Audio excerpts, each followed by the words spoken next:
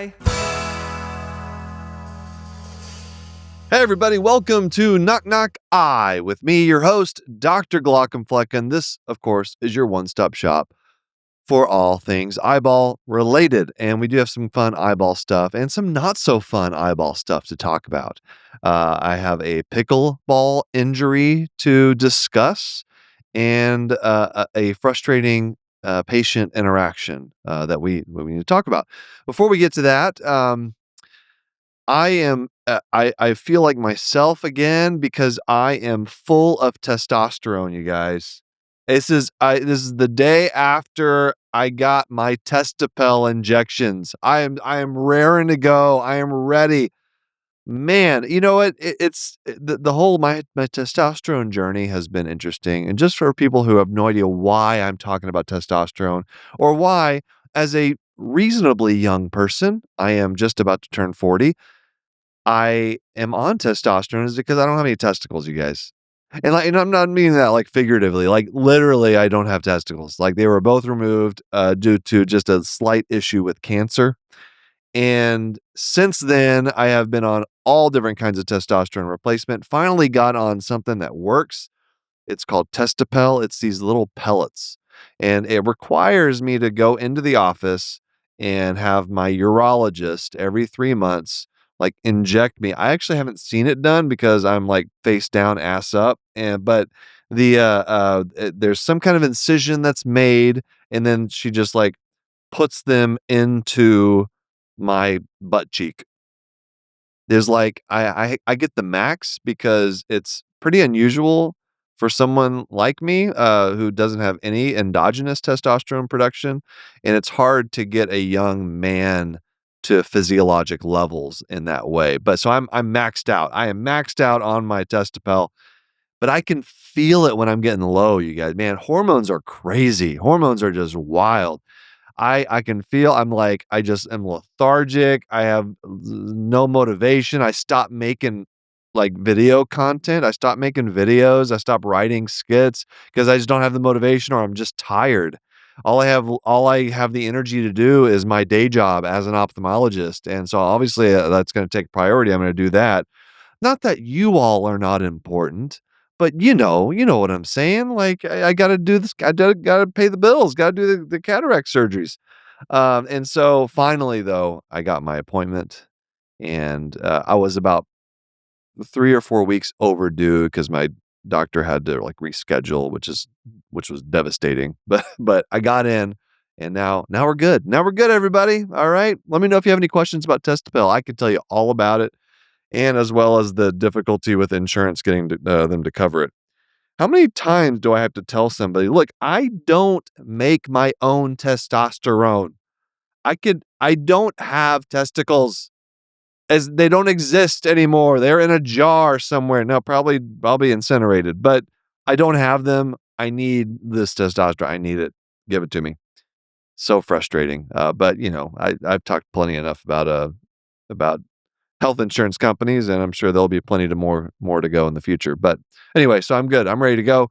But uh, first, I do want to talk about something that's very frustrating that happened in clinic today. So, one of the big things that I deal with as an ophthalmologist is dry eye. Dry eye is kind of it's I would say almost every patient over the age of 50 has some degree of dry eye, and there's a lot of reasons for this. I do think our screen addiction as a society is to blame a little bit.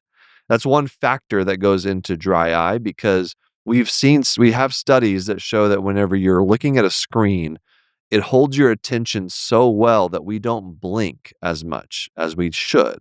Our blink rate goes down. And blinking is what helps redistribute your tear film.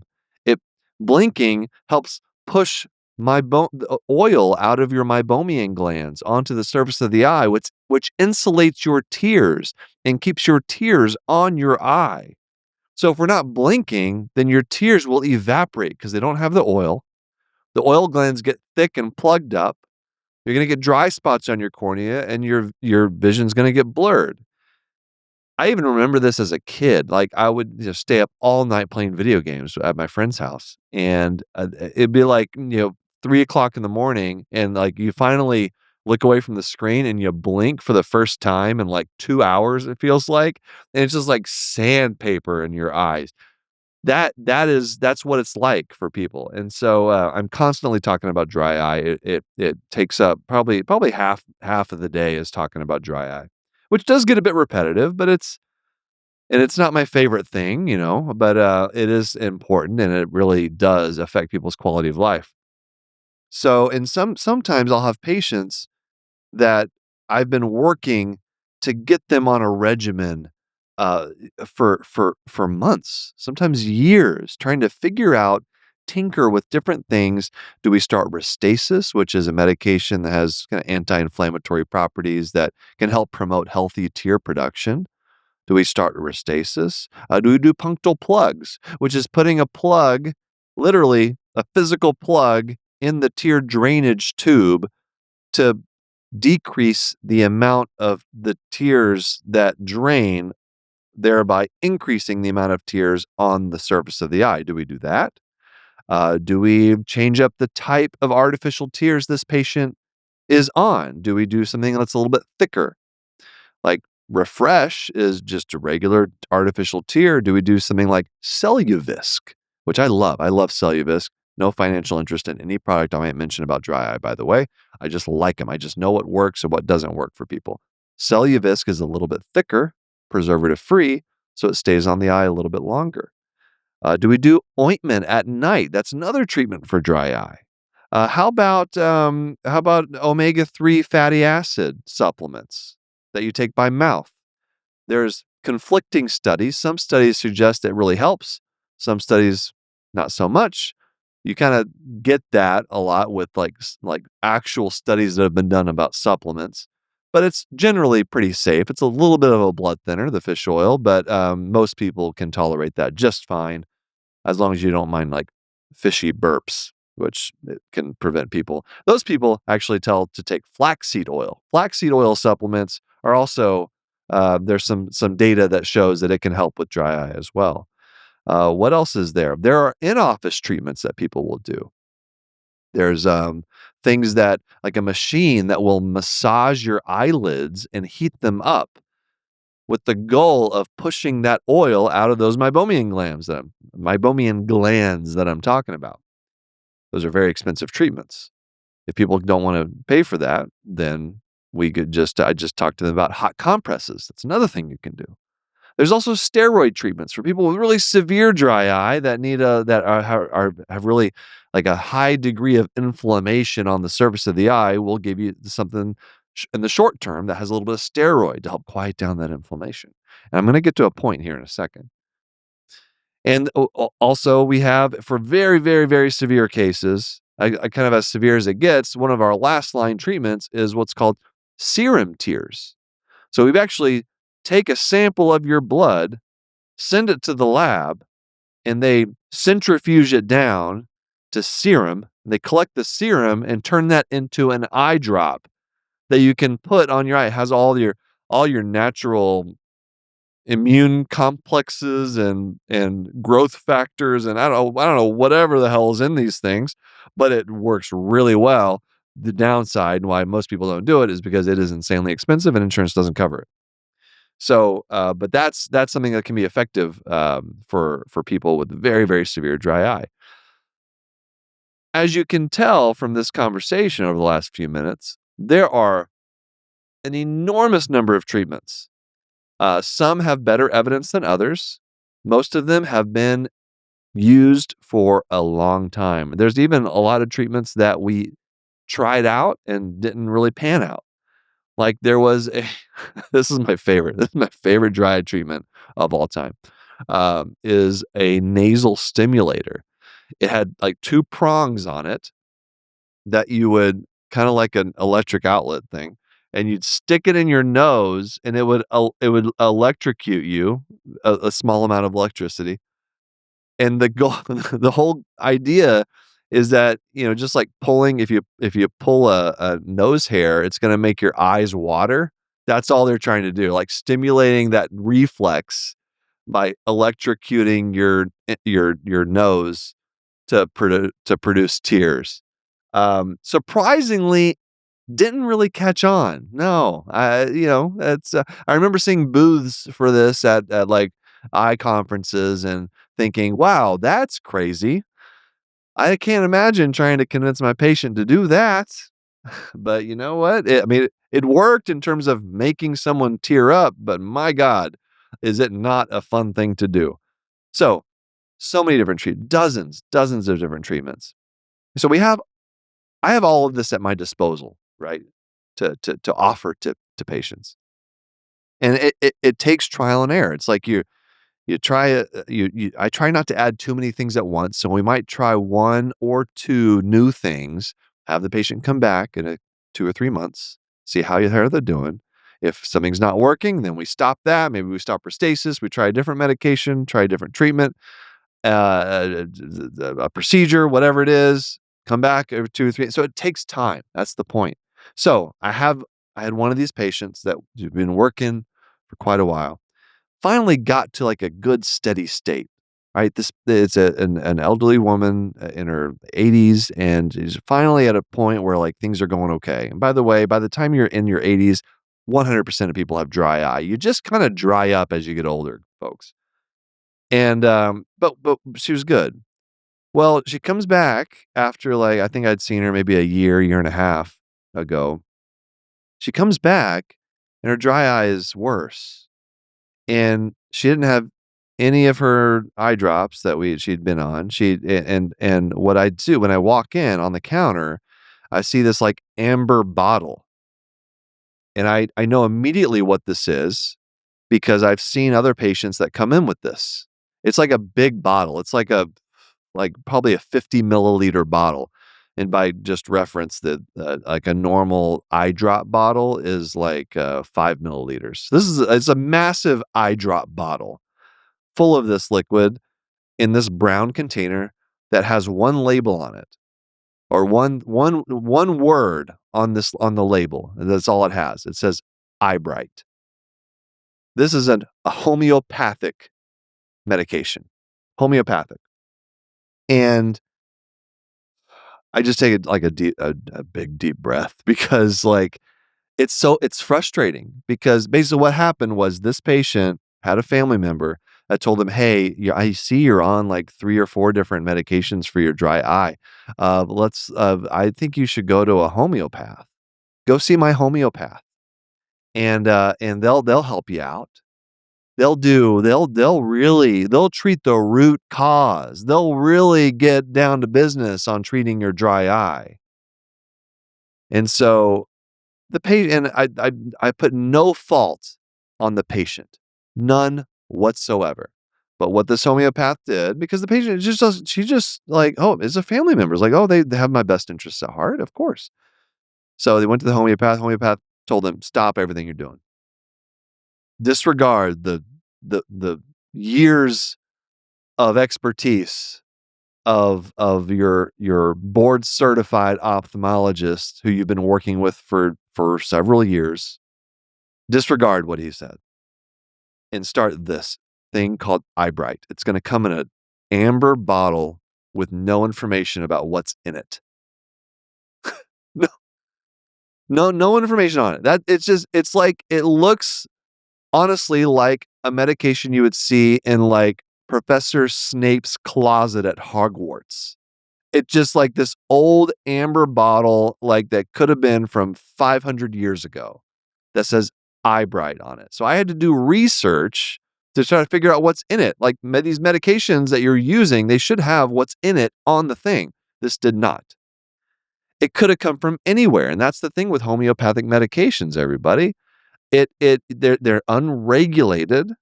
They're these supplements. They're herbs. They're for the most part, it's tap water with a little bit of stuff in it.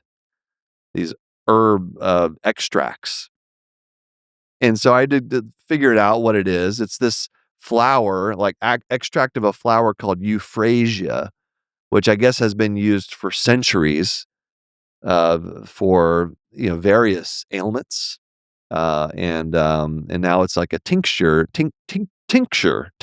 that homeopaths give out, and obviously no data whatsoever to suggest this is helpful. We don't know where it comes. We don't know, is it sterile? Does it have other harmful chemicals in it? We have no idea because there's nothing on the label. I don't know where this thing came from. Didn't come from a pharmacy. I'm sure it just came from this homeopath's closet. So anyway, and the way I deal with these types of situations, I don't get mad. I don't get angry. I'm truthful, right? I'm like, listen, I don't know what's in this, and I cannot tell you that this is safe. We have no information. There's no studies that have been done on this. It's not regulated by any kind of regulatory body to make sure that this is safe for human consumption. And so I cannot recommend that you take this. I do recommend that we put you back on what we know has worked in the past. So I got it all sorted out. This is a wonderful patient, and it was like apologetic, but it's like, it doesn't need to be. Like, this is not your fault. Like, it's so hard to navigate the healthcare system, and I wish people just had more trust in like the evidence-based medicine that we use. And I know that's under assault, and I'm not saying everything doctors say is accurate or truthful, but the relationship that I have with this patient should have been a clue, and the fact that this patient was doing well. But that's not enough for some people. So anyway, it was frustrating, but we dealt with it, and patient's going to be just fine. And the homeopathic stuff just irritates me because it's all over it's every field, but it's all over ophthalmology. All right, let's take a break. Hey, Will. Hey, what's up? I've been thinking, the U.S. healthcare system, it needs some improvement. Yeah, there's room for improvement. Yeah, sure. It's a confusing, scary place for everybody involved. Absolutely. Physicians, families, patients, everybody. Everybody. And I've experienced it from both sides, right? I'm a physician. I've also been a patient. So I wanted to use my platform to give people practical education, really the only way that I know how, by making jokes. So Dr. Glockenflecken's really fun and super uplifting guide to American healthcare is out, and it's a free resource that includes all my videos from the 30 Days of Healthcare series, alongside deeper explanations, also reliable facts, emphasis on reliable. Yes. All right. Figures, numbers, insights into how each of us can fight for a more humane, better healthcare system. Also, it has jokes. Did you mention the jokes? I did.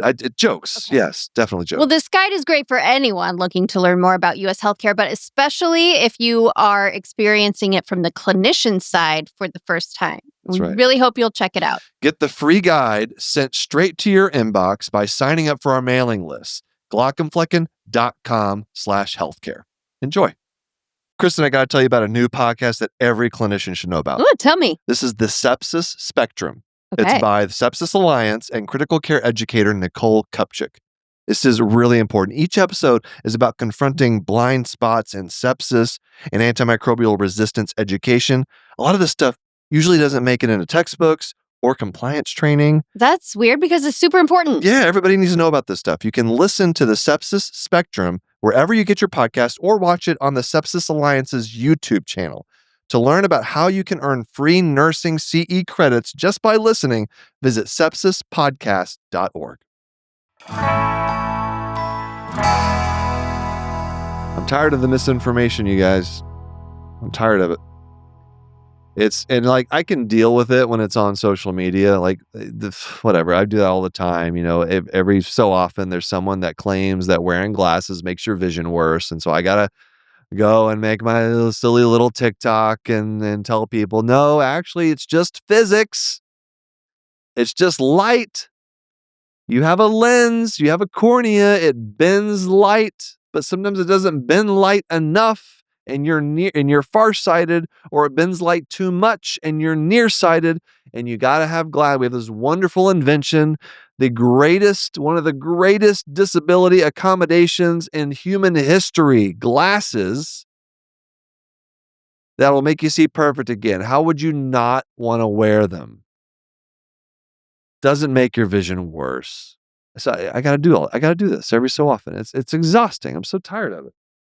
But I do it because if I don't do it, then the people that are trying to sell you a course on how to fix your vision without glasses are are are going to be unopposed. Someone's got to be out there, someone with actual knowledge. That's what I tell that to whenever I go talk to physicians, healthcare professionals. They're like, listen, I know it sucks.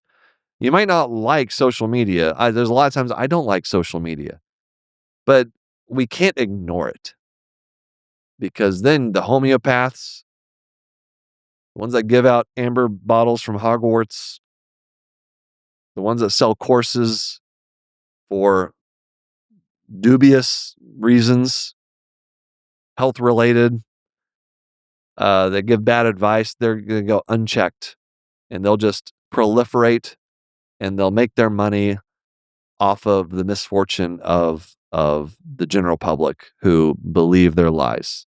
And the thing is, man, the misinformation, it spreads so much faster than accurate information. Like the claim that you don't need, that glasses make your vision worse will spread across the internet so much faster than me telling everybody in the funniest way I possibly can that glasses actually do help your vision and they won't make your vision worse. Like it's the wild claim that goes against conventional thought. Now, occasionally wild claims turn out to be true.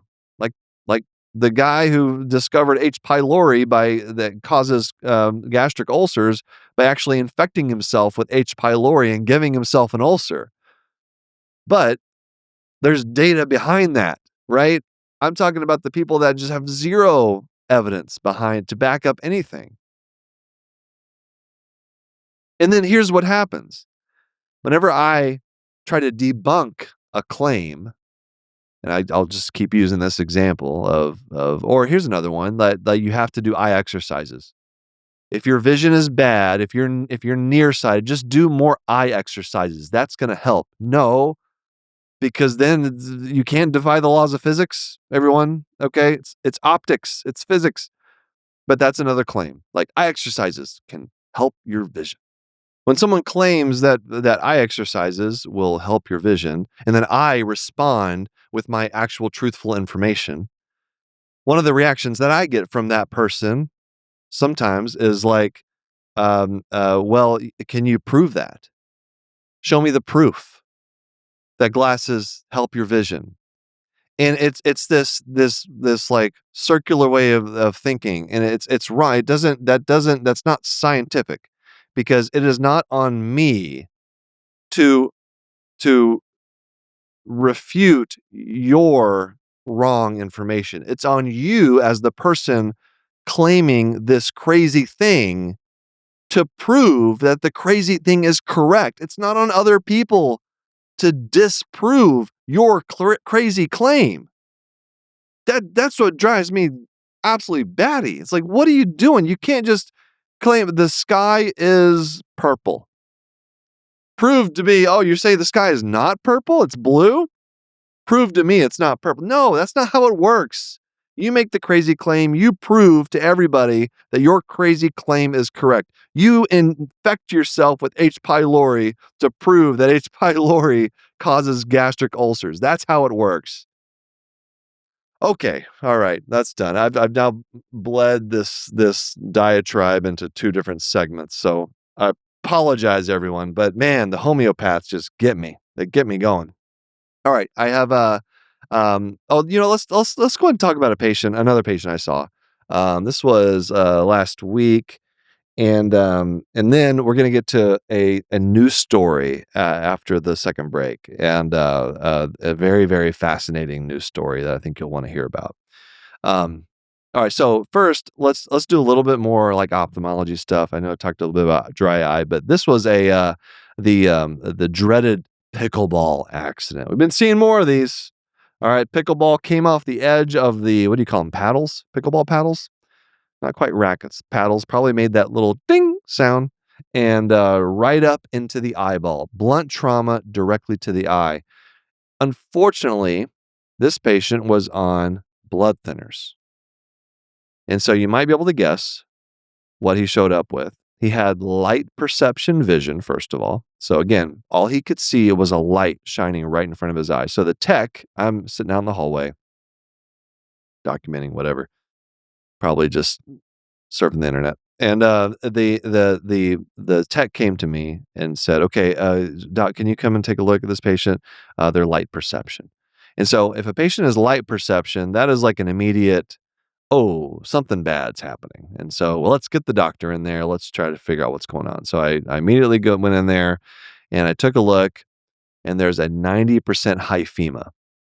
Hyphema is blood in the anterior chamber. So this blunt trauma was severe enough that caused a shearing injury to the blood vessels that are on the iris and in the angle of the eye, kind of on the inside of the eye where the cornea meets the iris. You have some blood vessels in there, in the angle where the trabecular meshwork is. That's where your eye fluid drains. And so, um, it caused a severe enough blunt trauma that the eye just filled up with blood, and it was hard to clot because the patient is on blood thinners. So the most important thing when we see a hyphema this bad is what is the eye pressure. And fortunately, this patient had an eye pressure of only 28. Great. So we get really concerned when the eye pressure in that situation gets above 40. All right, that's when you're starting to get into danger territory where if you don't treat that pretty aggressively, then the patient could develop permanent vision loss.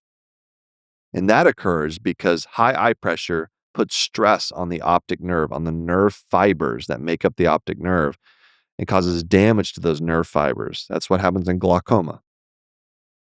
So this patient's pressure was a little bit above the normal range, which is like 11 to 20, but not in dangerous territory. So I went ahead and started him on a pressure lowering eye drop, COSOP, which is a combination drop.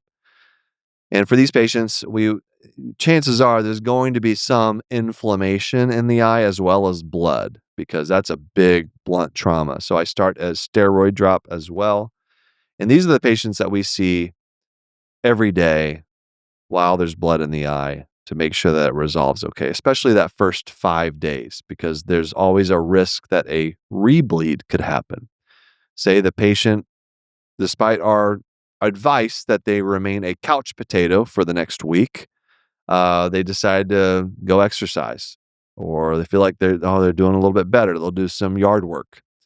And then enough jostling activity occurs, and there's another bleed that occurs inside the eye. And the second bleed is always worse than the first bleed. And then there you have it, the patient, really high pressure, and they're getting emergency surgery. So we're trying to avoid that by telling them to be a kind of a couch potato. And the problem with this patient is that there was so much blood in the eye that I could not assess for any injuries in the back of the eye, which is always a concern. Anytime you have an injury that severe, could there be a retinal tear or a retinal detachment? So I set this patient up with fortunately in the same clinic, we have one of our wonderful retina specialists who took a look, used an ultrasound. All you emergency folks, you'll love to hear that. We used an ultrasound. We did an ocular ultrasound. This is one of those examples where an ophthalmologist will use an ocular ultrasound in an emergent situation.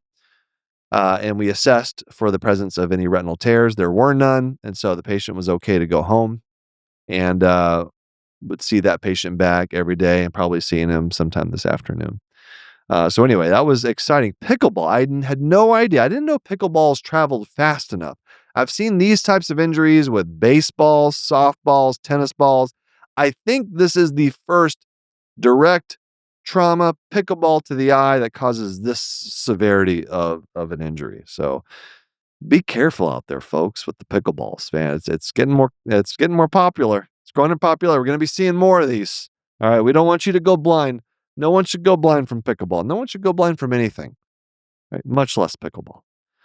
So that was a bit of excitement. Now, next week when I record this episode, I will have just about finished a week of call. I'm starting call on Wednesday this week, so I'm starting call tomorrow, and I always dread it, even though it's private practice ophthalmology call, and I have no reason to complain, no reason at all.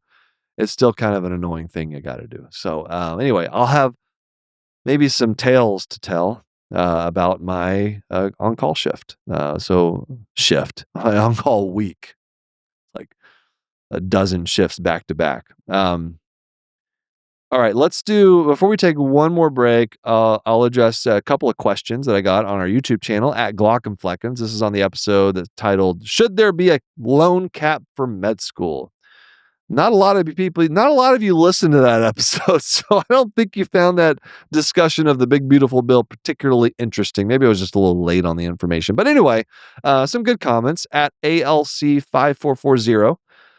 Said, surely this won't have a massive impact on our current physician shortage. Sarcasm there. Unrelated side note, I had an optometrist appointment today and noticed that they hired a scribe since my last visit. I was very excited for them. That is very exciting. I love scribes. Scribes do wonderful work. Here is one. Let's see. I liked this one. Oh yeah, this is good. At Jim Belter 2. Jim, I think you keep giving me comments. I appreciate that. I think I've done a couple of your comments before. All this talk about different eyeball procedures had me thinking back to the TV show House. I love a good comment about House. As you know, he loved his biopsies. He did. What's interesting is when he does a biopsy on the eye, usually for vitreous fluid, while performing the procedure, the patient is sitting in the chair, retractor in the eyelids, and you see this huge needle heading straight for the center of the eye. Yes, which will go straight through the lens and pupil. I know this is TV dramatics, but how is the biopsy done?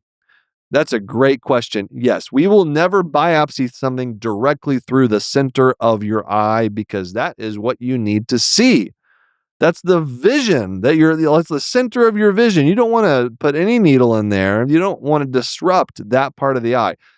Anytime we do a procedure, for the most part, with a few exceptions, if we're like trying to clear up the center of the cornea, but like cataract surgery, vitrectomy, like retinal surgery, we're going in through the side of the eye because we don't want to disrupt. We don't want to put any kind of incision or needle track right through the center of the cornea. So yeah, it's all the biopsies for the vitreous, which we'll do a vitreous biopsy if we're concerned about any kind of neoplastic process happening, like ocular lymphoma, or if we're biopsying a lesion, which doesn't happen very often, but it can occasionally, or we're worried about infection, endophthalmitis.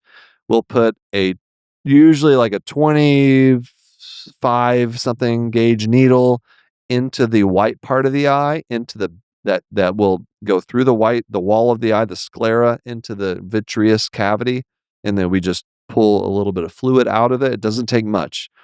One time I sucked out too much in residency, and the eye kind of deflated, and we had to put some back. But so we got to be careful. It doesn't take much. You're just getting a little bit of that fluid. Send it off to the lab for gram stain and everything. But yeah, that's how we do it. So we do it through the white part of the eye, the sclera. Good question. All right, let's take one more break, and we'll come back with a news story.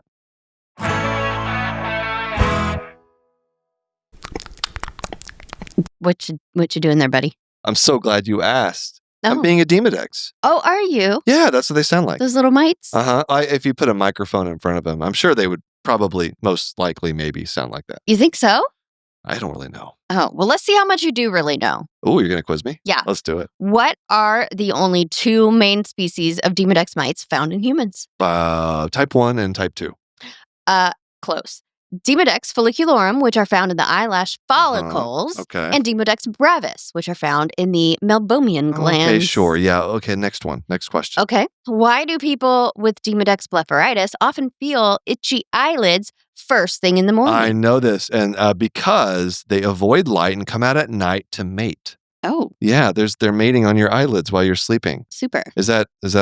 How does that make you feel? So gross. And so people wake up with that itchy, irritated feeling because they've been moving around on the eyelash follicles all night. Mhm. Yeah. Yeah, great. I'm surprised you even brought that up. I know. I'm just trying to get used to these mites since Demodex blepharitis is such a common disease and It we keep talking is, about them. and that's a big step. That's a big Thank step. you. There's a prescription eye drop, though, that's available for Demodex blepharitis. Did you know that? Yes. To learn more about these mites and Demodex blepharitis, visit miteslovelids.com for more info. Again, that's miteslovelids.com to learn more. This ad is brought to you by Tarsus Pharmaceuticals.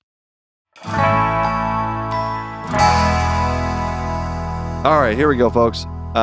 Some news. This is sad. This is not a funny topic to discuss, but I think it's an important one. It's an interesting one. So the news article is from Independent, which is in the UK, I believe. Says doctors playing music bingo missed that their patient had stopped breathing during routine cataract surgery. Lawsuit says. So some of you might have seen this, but this made the rounds in some of the Facebook groups that I'm a part of, and I got sent this a few times from different followers. And so basically, the story goes that in February of 2023, a patient was undergoing a routine cataract surgery when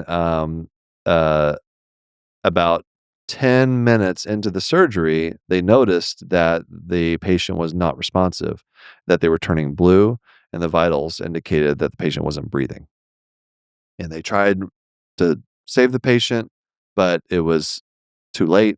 And by the time the patient was sent over to the hospital, the patient unfortunately had died. And as it turns out through the investigation, that these doctors, the staff in the operating room were playing music bingo. So they would play a song and it just had basically a game that's like, what's the name of the song? And you try to get bingo. It doesn't matter. It doesn't matter. The fact they were playing a game that was distracting them from the surgery.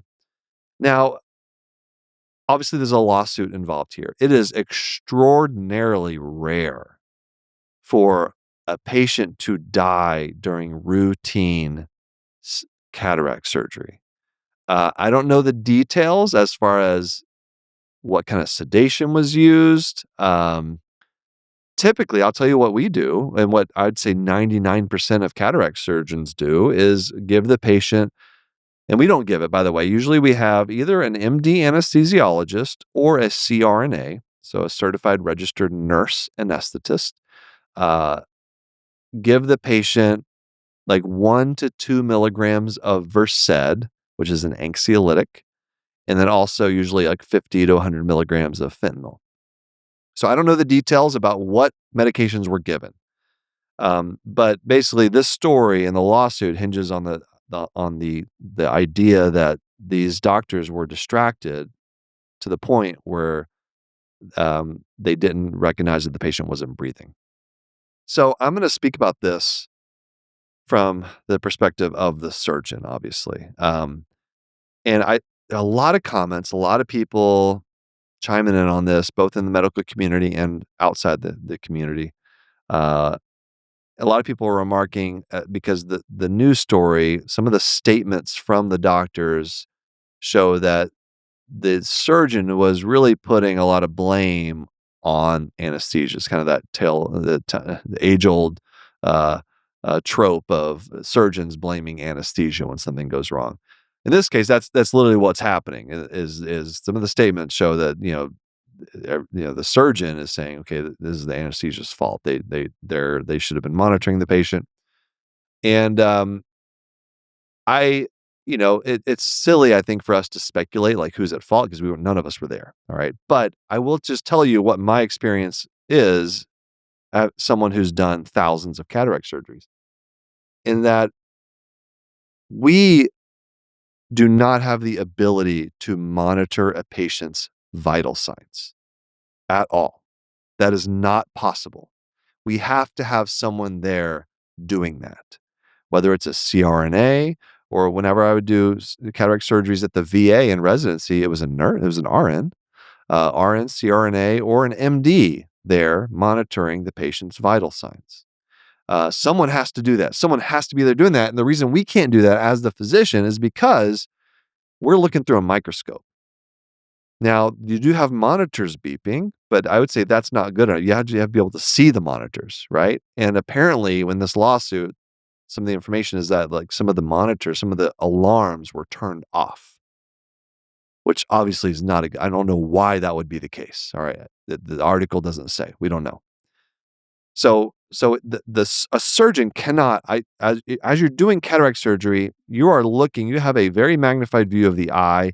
You cannot see the patient's skin, like if they were turning blue. You cannot see what their blood pressure is, what their oxygen saturation is. I'd be able to hear if alarm went off, but apparently those were turned off. So, it's, I think there's a lot we don't know about this because again, it's light sedation typically. So maybe there's a medication error that happened. But in the end, it's brought up a lot of questions about what happens in operating rooms, especially during cataract surgery when the patients are awake. Now we usually do have music playing, but it's interesting. Anytime I have a conversation with a member of the staff, sometimes we'll be like, okay, hey, how was that trip you went on? Or, stuff like that. And that's, I would say that's okay. It's okay to do that. What's interesting and thinking back on it, I never have conversations with the person who's monitoring the patient. Usually it's with my scrub, the scrub tech. Thinking back, I never do that. And it's not, I don't purposefully ignore that person, but they're kind of at the other end of the patient. And I know that they're monitoring, they have their own, they're doing medications. And so I don't talk to them. And I think that's probably, unless it's directly about patient care, I think it's probably a good thing. But it does call into question, should we be having any kind of conversations with each other during the surgery that's not directly related to patient care? And I'll tell you, most operating rooms around the country, especially for like routine cataract surgery, we're having conversations. We're talking. We're not saying anything untoward, about the patient. Obviously, it's just chit chat. And so you can make an argument like that. You shouldn't even do that. Okay, I would listen to that argument, but in the end, it's just about like, are you doing a safe surgery for the patient? Are you doing everything that needs to be done to keep that patient safe? And in this situation, for this patient, that wasn't happening. Alarms were turned off. There was distracting conversation. And I think the combination of all these things is usually what sets you up for failure. So this has certainly left an impression on me hearing about this poor patient that died, and made me more aware of like, okay, maybe we should be making sure that everybody that there really should not be any distraction with anybody that's doing something directly with patient care, and making sure our focus is on the patient. I typically don't talk much anyway in the operating room, but man, these types of things really do make you think. So, look up the story if you'd like. It's, you could probably just Google it. Doctors playing music bingo, and a little bit too much, I think, for a surgery. So anyway, that's all I have today for Knock Knock Eye. Thank you all for listening. Leave a comment on our YouTube channel at Glockenfleckens. Oh, by the way, go and watch the animated show. Please go watch those episodes, because the more people, even if you don't really like animation, that's okay. You like my characters, I think you'll like me. Go and watch the episode, because the more people that watch it and like it and comment on it saying this is great, then we can take that to like Netflix and Amazon or whoever might be interested in picking up this show and funding it for us, so we can keep making it, because we don't have enough money to produce an animated series ourselves, because it's crazy expensive, and we're not going to use AI, because I'm not all about that. So let's do this. Let's get the word out about Glockenfleck in general, and so check it out. It's on my main YouTube channel, Dr. Glockenflecken, and we'll see you next time. I'm your host, Will Flannery, also known as Dr. Glockenflecken.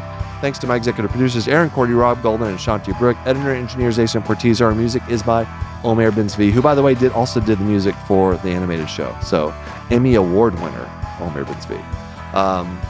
Knock Knock Hi is a human content production. We'll see you next time, everyone.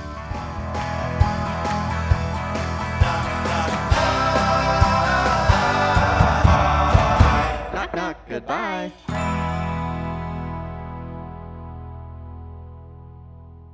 Thanks for watching the episode. You can find more on that playlist over there. If you prefer to listen, or you just had your eyes dilated, you can binge full episodes wherever you get your podcasts. Or join the party over on Patreon, where you get early access episodes, hang out with us, get lots of exclusive bonus content.